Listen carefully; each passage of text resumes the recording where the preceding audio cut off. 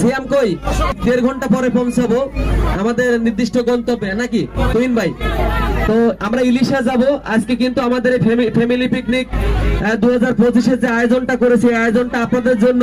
এবং আপনারা জানেন কিনা যে মানুষ যদি এক জায়গায় বসা থাকে দীর্ঘদিন, সংসার বলেন, চাকরি জীবন বলেন, যে লাইফ সেক্টরে আছেন, অনেকে চাকরি করেন, অনেকে ব্যবসা করেন, অনেকে গৃহিণী, অনেকে স্কুল টিচার, সবার একটা মানুষের রিল্যাক্সের দরকার আছে, মানসিক রিল্যাক্স, মানসিক প্রশান্তি, সেইটা কিন্তু অবশ্যই প্রতিটা মানুষের দরকার।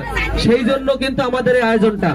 সুতরাং এই আয়োজনকে এবং সাবলীল, সুন্দর এবং সুশৃঙ্খল করার দায়িত্ব সম্পূর্ণ কিন্তু আপনাদের। আমি এখন এখানে মিউজিকে রেডি হচ্ছে, সিয়াম আসবে পরবর্তী শিল্পী হিসেবে, নৃত্যশিল্পী। আর এখানে আমি দেখলাম যে আমাদের সোহেল ভাই তিনি এখন বিদেশ থাকেন, তার মেয়ে, আমাদেরও মেয়ে, সে কিন্তু ডান্স করেছে।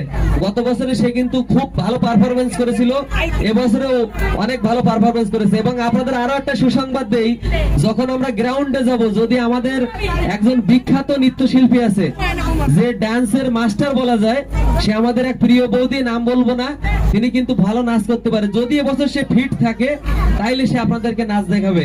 এবং আপনারা হয়তো বিভিন্ন চ্যানেলে নাচ দেখেছেন, আপনারা স্টার জলসা বিভিন্ন জায়গায় চ্যানেলে নাচ দেখেন।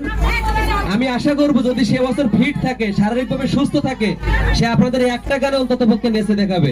আপনারা বুঝবেন যে কম্পেয়ার অফ দ্য ড্যান্স, মানে যে একটা থেকে যে কম্পেয়ার করা হয় বা তুলনা করা হয়, তুলনায় বুঝবেন যে she is the greater dancer of this world, আমি মনে করি আমার ভাষায়।